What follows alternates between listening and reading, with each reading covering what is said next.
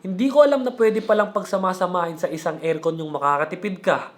Malinis yung hangin na nilalabas niya at may self-cleaning pa. Dati meron akong aircon pero wala siya nitong tatlong features na to. Kaya nag-decide ako na palitan yung aircon sa office namin. Sa office kasi, dito nabubuo lahat ng ginagawa kong content. From editing, brainstorming, hanggang recording. Kaya sobrang importante yung comfort at quality ng hangin. Yung challenge dati, mainit, nakakaantok, at minsan barado pa yung ilong.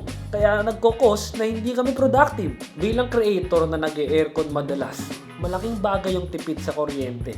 Kaya with Smart Eco Mode, komportable ka na, nakakatipid ka pa dahil sa meron itong intelligent energy saving feature na kayang i-adjust yung temperature to save power. At ang Frost Wash Mode naman ang naglilinis para bacteria at mold-free ang hangin. Perfect para sa health-conscious families, mas safe para sa lahat. At ang pinaka-surprising dito ay meron siyang silent mode.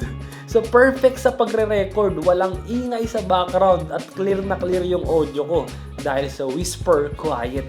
Kaya mas productive at comfortable magtrabaho, hindi na hassle kasi low maintenance dahil sa self-cleaning. Mas fresh yung atmosphere sa office at less distraction. Kaya kung katulad ko na lagi ka rin nasa bahay for work or content creation, it's time to take your air quality seriously. Kaya try Hitachi Air Conditioner. Tipid, malinis at tahimik. Presko buong araw kahit gaano ka pa kabisi.